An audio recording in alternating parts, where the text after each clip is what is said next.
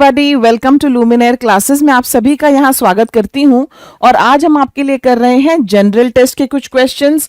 और ये जो हमारे लुमिनेयर के मॉक टेस्ट्स हैं उसका ये जो है पेपर कोड 103 है। तो चलिए मेरे साथ कीजिए और देखिए आपकी तैयारी कैसी है। यहां पर देखिए, अब मैं आपके लिए फर्स्ट क्वेश्चन लगा देती हूं, मेरे साथ साथ आंसर करते जाओ।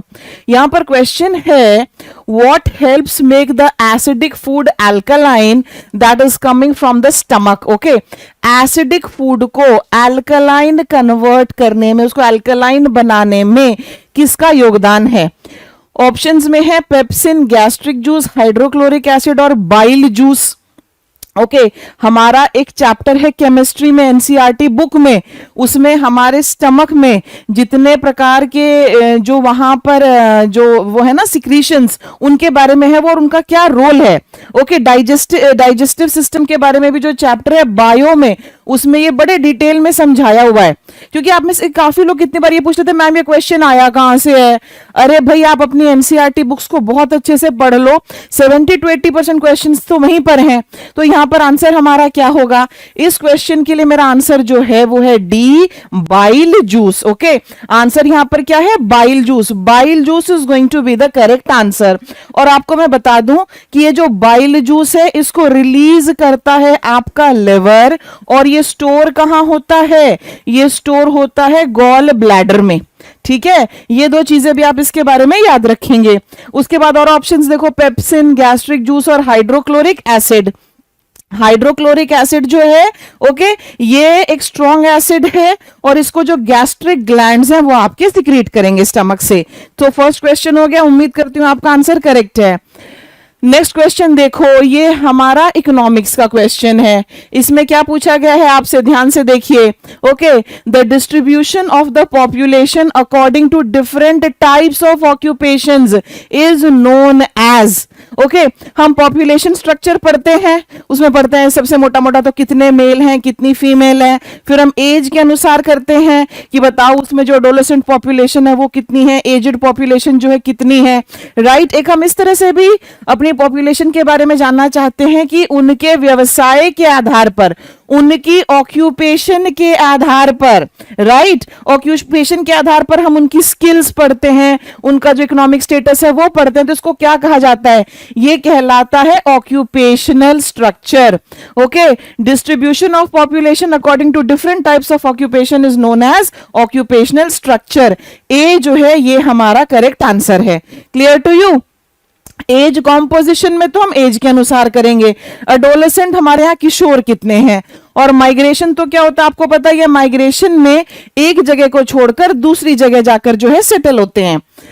यहां देखो, ओके, ये भी हमारा इको का क्वेश्चन। फाइन, इसमें क्या पूछा गया है आपसे? इसमें आपसे पूछा गया है, which of the following committees was formed to estimate poverty in India. Okay, हमें बहुत बार गरीबी के बारे में स्टडी करनी होती है, तो इसके लिए आंसर है हमारा तेंदुलकर कमेटी। आंसर यहां पर क्या है? डी हमारा राइट आंसर है। इस क्वेश्चन के लिए आंसर जो है वो डी है। अगला, how many medals did India win at the 2024 Paris Olympics? Current event से क्वेश्चन आ जाते हैं। जब ओलंपिक्स होते हैं, मैं तो काफी ज्यादा जो है टीवी देखती हूँ। ओके, बहुत ज्यादा, मुझे बहुत पसंद है Olympics. How many medals did India win at the 2024 Olympics? कितने जीते हमने? तो टोटल हमने 6 मेडल जीते। और ओलंपिक्स पे काफी क्वेश्चंस आपसे पूछे जा सकते हैं। टोटल हमने 6 मेडल्स जीते। ओके, इनमें से 5 ब्रॉन्ज मेडल्स थे। ब्रॉन्ज यानी कि थर्ड पोजीशन के लिए, जिसको ओके ब्रॉन्ज मेडल। और 1 मेडल जो हमने जीता, 1 वाज सिल्वर। ये सिल्वर मेडल किसका था? ये सिल्वर मेडल था नीरज चोपड़ा का। अब ये मत कहना मैम ये कौन है, ये हमारे बहुत जाने माने एथलीट है और इन्होंने सिल्वर मेडल किसमें जीता? जैवलिन में। और जो पाकिस्तान के खिलाड़ी थे उन्होंने गोल्ड मेडल जीता था। अब 5 ब्रॉन्ज मेडल्स किसने जीते हैं? उनमें नाम आता है मनु भाकर का, इन्होंने जो है शूटिंग में जीता।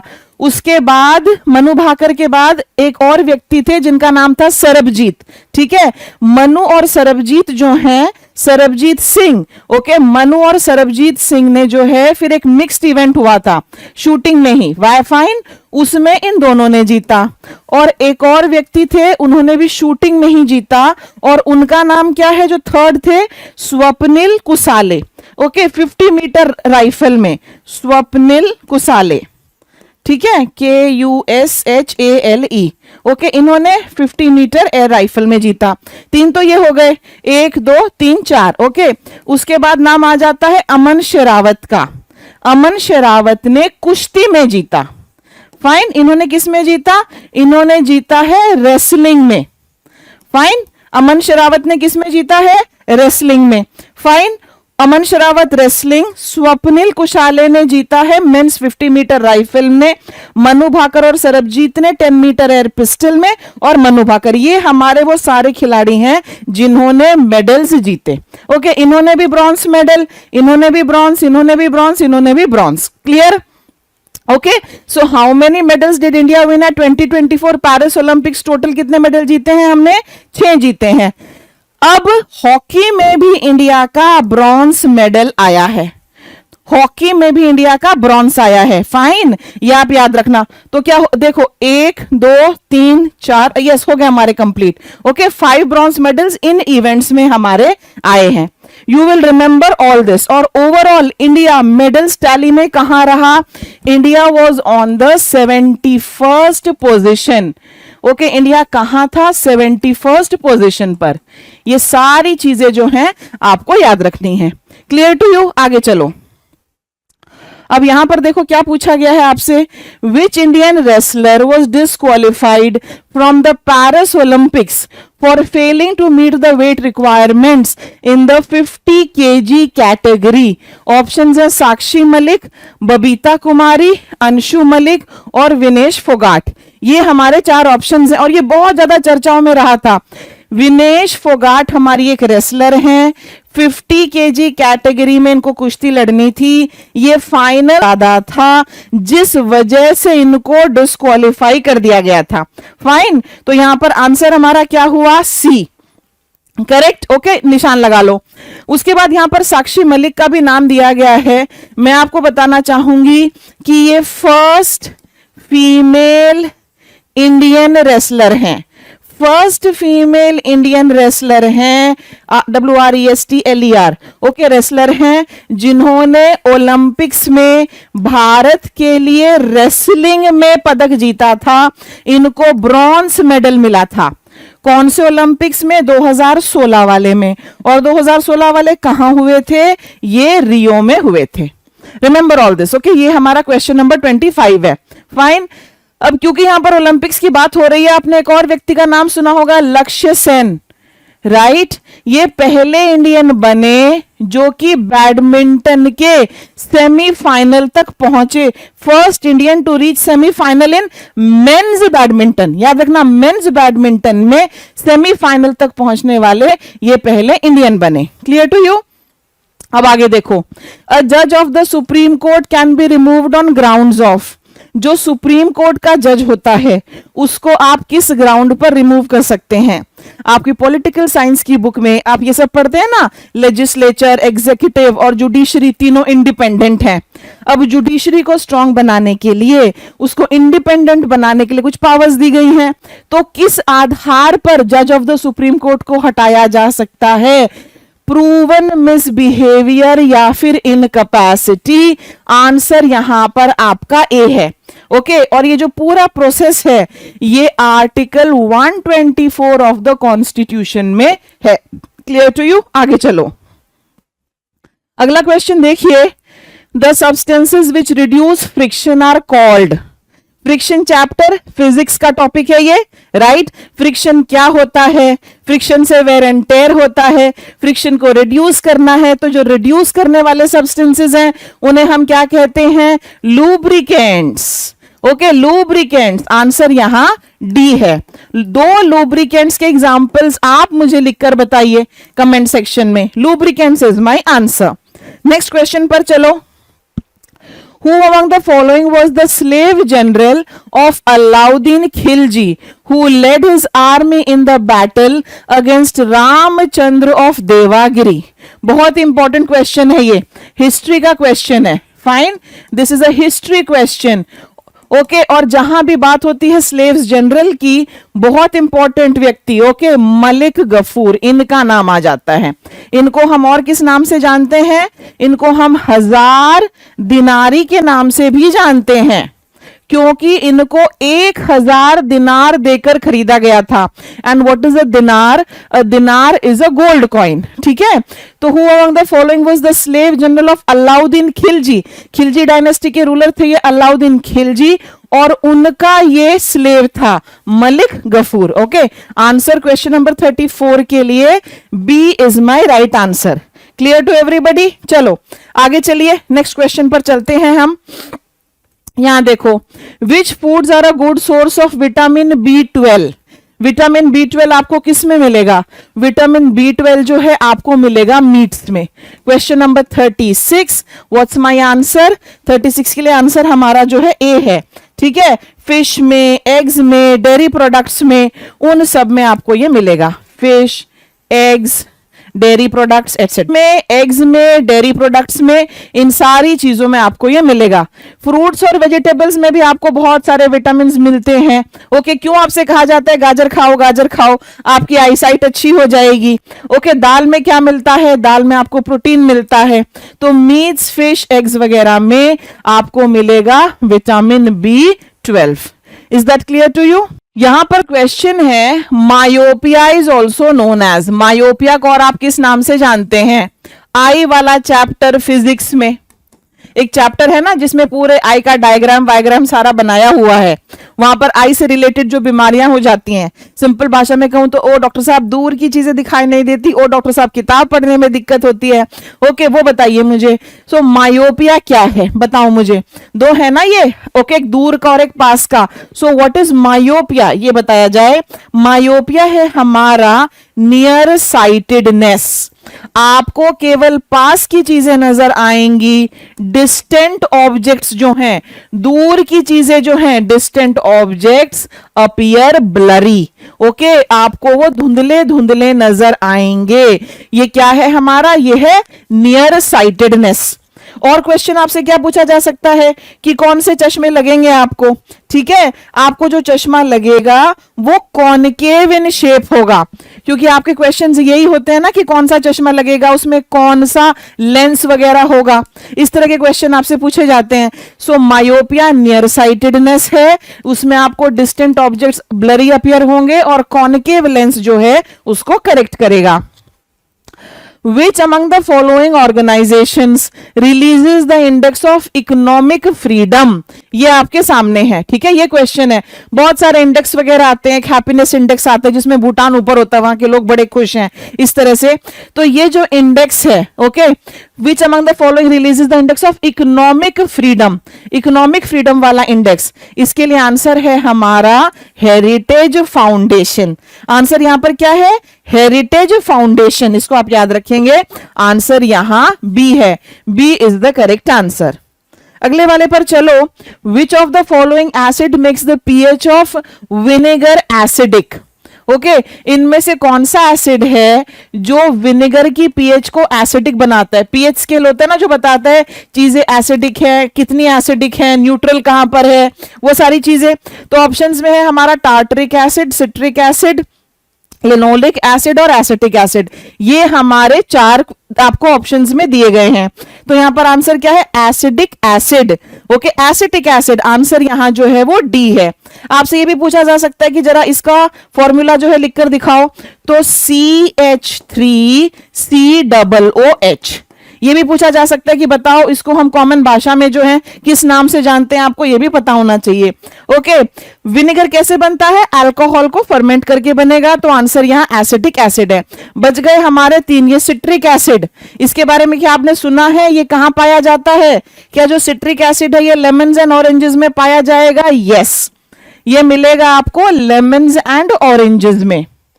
ORANGES. ठीक है, फिर यहां है आपका लिनोलिक एसिड.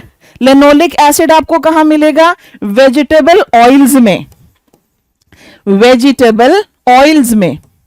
और क्या रह गया? और हमारा रह गया ये tartaric acid. Okay, tartaric acid ये कहां पर मिलेगा? टार्टरिक एसिड बताइए जल्दी से मुझे। टैमरिंड में, इमली, ओके, वहां पर ये आपको मिलेगा। अब ये सारे तो मैंने बता दिए। इसके अलावा एक और होता है लैक्टिक एसिड। जरा मुझे बताओ लैक्टिक एसिड जो है ये आपको कहां मिलेगा? Question number 42। ओके, आगे देखिए, अगला क्वेश्चन देखो। The term secular was added to the preamble by which amendment? बहुत ही इंपॉर्टेंट क्वेश्चन है ये आपके सामने। Question number 45। हमारी प्रियम्बल में भी कुछ शब्द जोड़े गए हैं। एक तो आपको ये पता हो कि वो कौन कौन से शब्द हैं जो बाद में जोड़े गए, कौन से अमेंडमेंट से वो जोड़े गए हैं। सेक्युलर शब्द पहले नहीं था, इसको जोड़ा गया था 42nd अमेंडमेंट से। 42nd अमेंडमेंट से। कब आया ये अमेंडमेंट? जब इमरजेंसी लगी थी ना 1976 में, उस वक्त ये अमेंडमेंट आया था। इसके बारे में ये भी याद रखेंगे आप। और इसके बारे में फिर ये भी याद रखोगे कि इसकी बहुत सारी चीजों को दोबारा से पलट दिया गया था 44th अमेंडमेंट में, राइट। जब इमरजेंसी लगी, प्राइम मिनिस्टर कौन थी हमारी? इंदिरा गांधी। ओके, इंदिरा गांधी जो थी उस वक्त हमारी प्राइम मिनिस्टर थी। अब क्या क्या चेंजेस किए 42nd अमेंडमेंट ने, वो मैं यहां पर आपको बता रही हूं। ओके, क्या क्या चेंजेस हुए, you should know those also. Okay, एक तो हम इसको, इस अमेंडमेंट को मिनी कॉन्स्टिट्यूशन भी कह देते हैं, क्योंकि काफी सारी चीजें जो हैं इसमें बदली गई थी। ओके, इसको 42nd अमेंडमेंट को हम मिनी कॉन्स्टिट्यूशन भी कह देते हैं। ओके, इसने दो वर्ड्स ऐड किए थे, एक सोशलिस्ट और दूसरा सेक्युलर। प्रियम्बल से रिलेटेड बता रही हूं, सोशलिस्ट और सेक्युलर ये दो वर्ड्स ऐड किए गए थे प्रियम्बल में। और पहले केवल था यूनिटी ऑफ नेशन, ठीक है। पहले प्रियम्बल में हम केवल कहते थे यूनिटी ऑफ नेशन, उसको भी बदलकर कर दिया गया था यूनिटी एंड इंटीग्रिटी, भारत की एकता और अखंडता। ओके, प्रियम्बल में ये सारे चेंजेस किए गए थे, रिमेंबर दैट। 42nd अमेंडमेंट से किए गए थे। 42nd अमेंडमेंट को हम मिनी कॉन्स्टिट्यूशन कहते हैं। इमरजेंसी के दौरान ये किया गया था, उस वक्त प्राइम मिनिस्टर इंदिरा गांधी थी। सोशलिस्ट और सेक्युलर वर्ड्स ऐड किए गए थे प्रियम्बल में, और यूनिटी एंड इंटीग्रिटी हो गया था, पहले केवल यूनिटी ऑफ नेशन था। यहां पर क्योंकि आपकी प्रियम्बल से रिलेटेड पूछा गया, तो प्रियम्बल में जो चेंजेस किए गए थे वो मैंने आपको बता दिए। इन 1948 Ernest Mackay mentioned that in the Harappan city of Lothal, drains for the drainage system were made of what kind of bricks? Red bricks, mud bricks, sandstone bricks या burnt bricks? कभी कभी ना हम चीजें पढ़ रहे होते हैं लेकिन हमारे दिमाग में नहीं आता कि अच्छा इससे भी क्वेश्चन बनाया जा सकता है। हड़प्पन सिविलाइजेशन में सबसे अच्छी बात वो क्या कहते हैं कि वहां पर बहुत अच्छे ड्रेन्स थे, राइट, वहां पर ईंटों का इस्तेमाल किया गया था। बर्न्ट ब्रिक्स, आंसर यहां बी है, हिस्ट्री का question, burnt bricks, B is my answer. Who among the following called Netaji Subhash Chandra Bose a patriot of patriots? Okay, किसने, आपको मुझे बताना है, नेताजी सुभाष चंद्र बोस को पेट्रियट ऑफ पेट्रियट्स कहा? ये आपके चार ऑप्शंस हैं। क्वेश्चन नंबर 47, बताइए 47 के लिए हमारा आंसर यहां पर क्या होने वाला है? ओके, 47 के लिए हमारा जो आंसर है वो है महात्मा गांधी। महात्मा गांधी ने इन्हें कहा पेट्रियट ऑफ पेट्रियट्स। यहां पर आप चित्तरंजन दास का भी नाम देख रहे हैं, ये सुभाष चंद्र बोस जी के पॉलिटिकल गुरु थे, याद रखना, ये उनके पॉलिटिकल गुरु थे। फाइन, पॉलिटिकल गुरु कौन थे? चित्तरंजन दास। और किसने कहा patriot of patriots? Mahatma Gandhi ने। ठीक है, क्लियर टू यू? इन्होंने स्लोगन्स कौन कौन से दिए? दिल्ली चलो, जय हिंद। ओके, सबसे फेमस जो है इनका वो है तुम मुझे खून दो मैं तुम्हें आजादी दूंगा। ठीक है, क्वेश्चन नंबर 47 ये हमारा आंसर था, महात्मा गांधी। ये लीजिए, मैंने आंसर आपके लिए यहां लिख दिया। Which national park among the following is the largest protected area in the Eastern Himalayas sub-region? जो ईस्टर्न हिमालयाज हैं वहां पर आपको मुझे बताना है नेशनल पार्क जो लार्जेस्ट प्रोटेक्टेड एरिया है. Okay, Keibul Lamjao national park, Jim Corbett, ये तो आपको पता है कहां पर है, ये उत्तराखंड में है, राइट? कभी गए हो यहां पर टाइगर देखने? बताओ मुझे. ओके, तो ये हमारा आंसर नहीं हो सकता. बांदीपुर कहां पर है? क्या ये है वहां पर नॉर्थ ईस्ट में? नहीं, ये भी नॉर्थ ईस्ट में नहीं है, ये भी नॉर्थ ईस्ट में नहीं है. करेक्ट. तो फिर हम आगे चलें. बांदीपुर कहां पर है ये बताओ मुझे. ये कर्नाटका में है, कर्नाटका में. रह गई ये दो, रह गई ये दो. ओके, ये वाला जो है ये मणिपुर में है, ये मणिपुर में है, याद रखना. ये ओनली फ्लोटिंग नेशनल पार्क है. ओके, वहां पर एक डियर पाया जाता है जो बहुत फेमस है. तो आंसर क्या हो गया? आंसर हमारा बी है. क्वेश्चन नंबर 48 के लिए answer is B. In which industrial policy was the investment limit for a tiny industry or unit increased to 2 lakhs? वो कौन सी इंडस्ट्रियल पॉलिसी थी?